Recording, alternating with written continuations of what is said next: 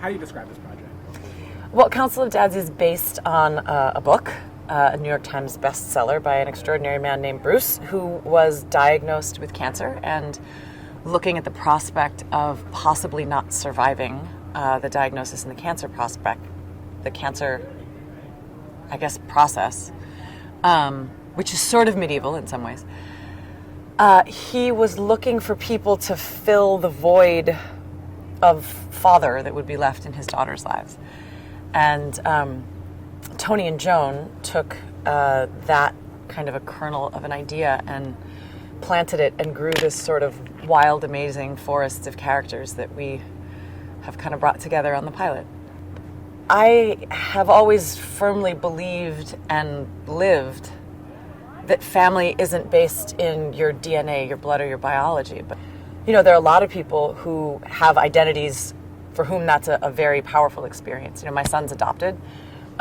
He doesn't look like me. He's a different race. We share no biology. He is my son.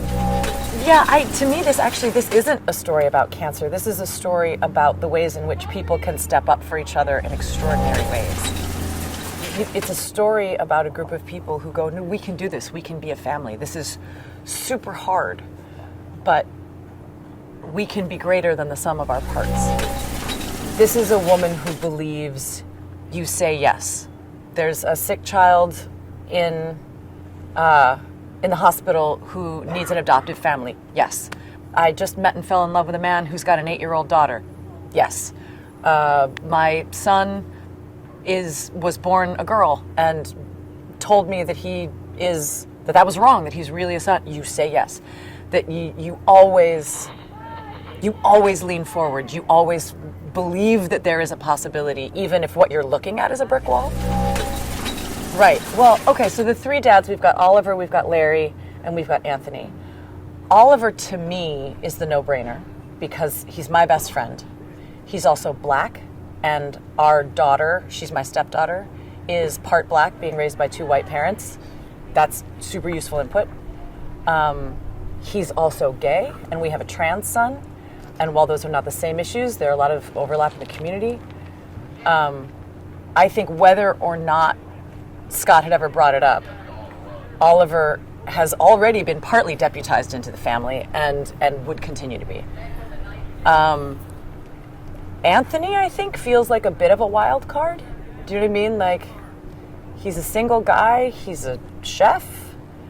I don't know how many restaurants you've worked in, but chefs do not have reputations of being like I don't think there are a lot of people out there who are like, I want Mario Batali raising my kids. Like, he can cook, but like, what, you know, these are not necessarily paternal instincts.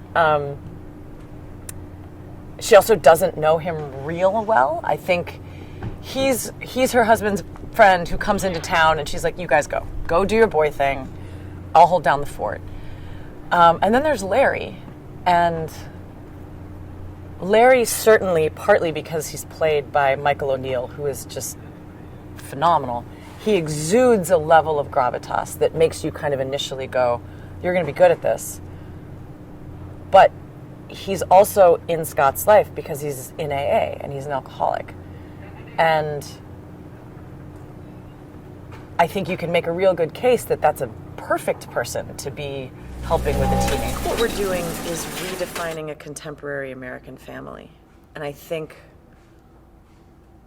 we're taking a really honest look at what family is, because we're all sold this line that family has to do with DNA and blood, which is preposterous because we've all been devastated by people that we're biologically related to, and we've all been saved by people with whom we share no DNA.